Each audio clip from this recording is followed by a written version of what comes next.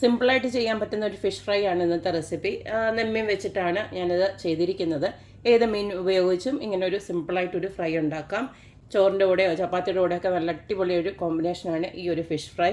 അപ്പോൾ നമുക്ക് ഈ ഒരു റെസിപ്പി എങ്ങനെ ഉണ്ടാക്കുന്നതെന്ന് നോക്കിയിട്ട് വരാം.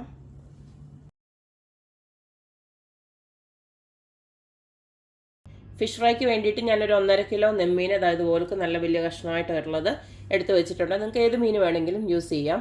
ഇനി നമുക്കിതിലേക്ക് ഒരു മസാല തയ്യാറാക്കാനായിട്ട് നമുക്ക് കുറച്ച് പൊടികളൊക്കെ ആവശ്യമുണ്ട്. ആദ്യം തന്നെ മസാലയ്ക്ക് ആവശ്യമായിട്ടുള്ള ഉപ്പൊന്ന് ഇട്ട് കൊടുക്കാം. 1 ടീസ്പൂണോളം ഇട്ട് കൊടുക്കാം. പിന്നെ നമുക്ക് നോക്കിയിട്ട് വേണമെങ്കിൽ ഇട്ട് കൊടുക്കാം. അടുത്തതിലേക്ക് കുറച്ച് മഞ്ഞൾപ്പൊടി, അതും 1 ടീസ്പൂൺ വരെ ഇട്ട് കൊടുക്കാം.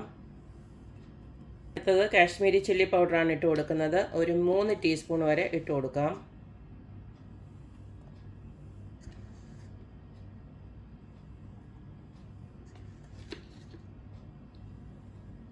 അടുത്തത് 1 ടീസ്പൂൺ വരെ കുരുമുളക് പൊടിയാണ് ഇട്ട് കൊടുക്കുന്നത്.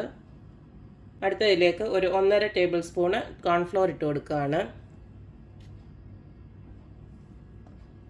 അടുത്ത നമുക്കിതിലേക്ക് 1 ടേബിൾ സ്പൂണോളം ഇഞ്ചി വെളുത്തുള്ളി പേസ്റ്റ് കൂടെ ഒന്ന് ഇട്ട് കൊടുക്കാം. ഇനി ഇതിലേക്കൊരു 1.5 നാരങ്ങ പിഴിഞ്ഞതുകൂടെ ഞാൻ ഒഴിച്ചു കൊടുക്കുകയാണ്. ഇതെല്ലാം കൂടെ നമുക്ക് നന്നായിട്ടൊന്ന് മിക്സ് ചെയ്തെടുക്കാം. മിക്സ് ചെയ്തതിന് ശേഷം ജസ്റ്റ് ഒന്ന് ഉപ്പ് നോക്കി വെച്ചാൽ മതി. വേണമെന്നുണ്ടെങ്കിൽ കുറച്ചുകൂടെ ആഡ് ചെയ്ത് കൊടുക്കാം. പിന്നെ അതൊരു പൊടിക്കൂടെ ഞാൻ വെള്ളം ഒഴിച്ച് കൊടുക്കുകയാണ്.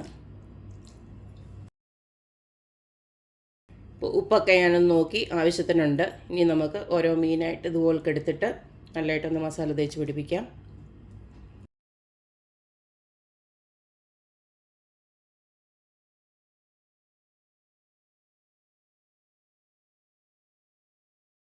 അപ്പോൾ ഇതുപോലൊക്കെ ഞാനെല്ലാം മസാല പിടിപ്പിച്ച് വെച്ചിട്ടുണ്ട്. ഇനി ഒരു അരമണിക്കൂർ ഇത് നമുക്ക് റെസ്റ്റ് ചെയ്യാൻ വെക്കാം. അതിനുശേഷം നമുക്കത് വറുത്തെടുക്കാം. മീൻ ഫ്രൈ ഉണ്ടാക്കാനായിട്ട് ഇതുപോലൊരു പാന് അടുപ്പിലോട്ട് വെച്ച് കൊടുത്തിട്ടുണ്ട്. ഇതിലേക്ക് ഞാൻ വെളിച്ചെണ്ണയാണ് ഒഴിക്കുന്നത്. നിങ്ങൾക്ക് ഇഷ്ടമുള്ള എണ്ണ ഒഴിക്കാം. സൺഫ്ലവർ വേണമെങ്കിൽ സൺഫ്ലവർ വേണമെങ്കിലും ഒഴിച്ചു കൊടുക്കാം. എണ്ണ ചൂടായി വന്നിട്ടുണ്ട്. നമ്മളിനി നേരത്തെ മസാല തേച്ച് വെച്ചിരിക്കുന്ന മീനങ്ങോട്ട് ഓരോന്നായിട്ട് ഇട്ട് കൊടുക്കാം.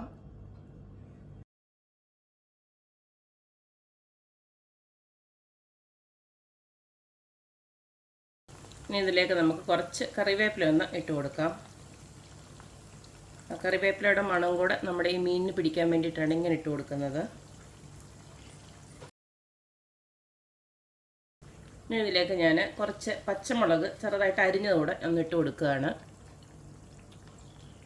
ഇത് നമുക്ക് ചെറിയ തീയിലിട്ട് 2 സൈഡും നല്ല ഫ്രൈ ആക്കി എടുക്കാം.